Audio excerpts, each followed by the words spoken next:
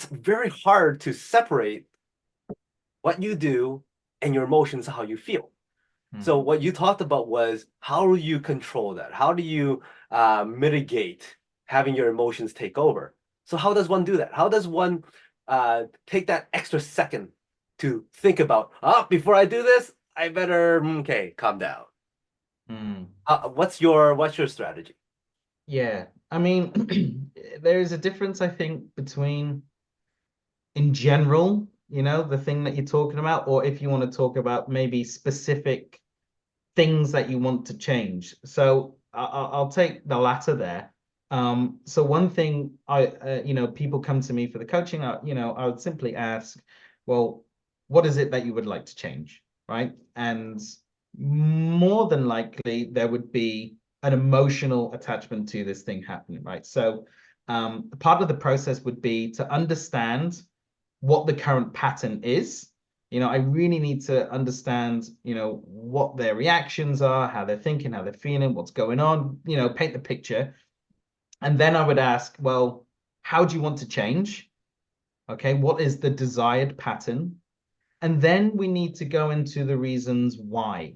And that is so important because by getting to the point where people understand the real reason as to maybe why they want to lose weight or not be as stressed or something like this, through the coaching, you can really guide people to get into that point uh, where it's something pure, something within you, that really connects. It's not just I want to, look good in the mirror, actually there's something deeper.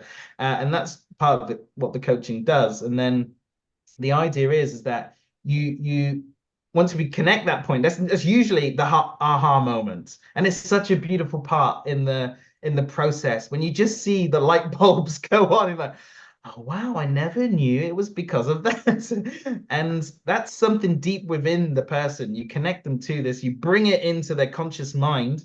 And then once you have that really positive, good feeling, you then need to attach this to what we like to call a nugget. So it's just a short few sentences or a visualization that you pour all of these the good feelings that you have through the coaching, and then the idea is that you would try to refresh this nugget in a neutral state um, at least 3 or 4 times in the day.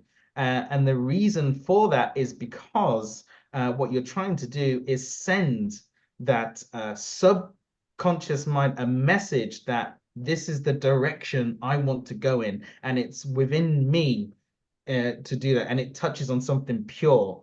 And so when you do that in a neutral state, rather than using the nugget as a way, I'm feeling a bit down, I'll look at my nugget to get all my positive thoughts. No, it doesn't work because what you're doing then is making the association to this visualization and the way in which you're feeling to that, and then it's not going to be a magic wand and suddenly I feel great again. No, it doesn't work like that. And so you constantly do this. And so going back to your question, because I didn't forget about it,